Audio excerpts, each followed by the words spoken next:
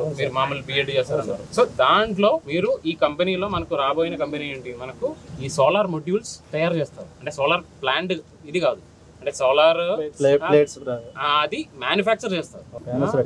Panels fix చేసుకొని electricity చేయడానికి కోసం కాదు, ఇది ఫ్యాక్టరీ.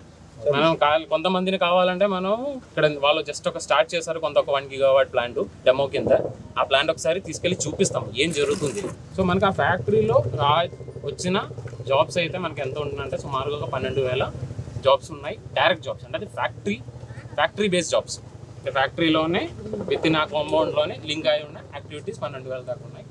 దానికి అదనంగా చుట్టుపక్కల అంటే ఫ్యాక్టరీ వచ్చిన కాబట్టి రాబోయిన కొన్ని ఉంటాయి, ట్రాన్స్పోర్ట్ కానీ, లాజిస్టిక్స్ కానీ, లేదంటే దానికి సంబంధించిన రిఫ్రెష్మెంట్స్ కానీ, హోటల్స్ కానీ అలాంటివి.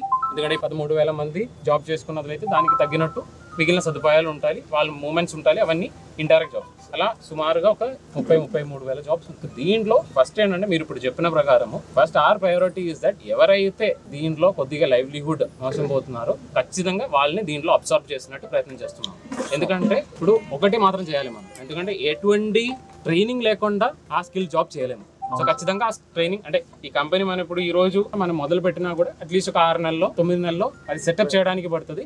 ప్యారలల్ గా మీ కాలనీ కూడా సెటప్ చేయడానికి ఆ ఒక 6 నెలల నుంచి 9 నుంచి 1 year లోపలనే పడుతుంది, ఆ ఒక టైం పడుతుంది. ఈ లోపల మనం ఏం చేస్తామంటే మీ దగ్గర నుంచి ఆ లిస్టు మీరు ఎవరైతే ఆ విధంగా ఇంట్రెస్ట్ ఉన్నారో 30 మంది 50 మంది ఉన్న తీసుకొని వాళ్ళకి ఈ లోపల స్కిల్లింగ్ చేసేస్తాం. అండ్ ఒకవేళ అంటే ఆ స్కిల్లో ఓకే ఉన్న వాళ్ళకి దాంట్లో ఇస్తాము, లేదంటే ఇండైరెక్ట్ జాబ్స్ ప్రయత్నం చేస్తాం. ఎందుకంటే డైరెక్ట్ జాబ్స్ అయితే మనకి స్కిల్లింగ్ కావాలి, దానికి రెడీగా ఉన్నాం.